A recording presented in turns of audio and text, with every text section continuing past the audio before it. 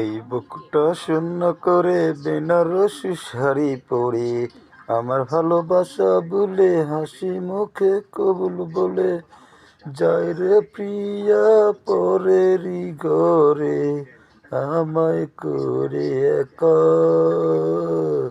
বকুল তলে পিয়ার সাথে আর হবে না দেখা রে, আর হবে না দেখা। মনে বড় আশা ছিল কিনিয়া লাল শাড়ি, বউ সাজাইয়া প্রিয়া তোরে আনবো আমার বাড়ি।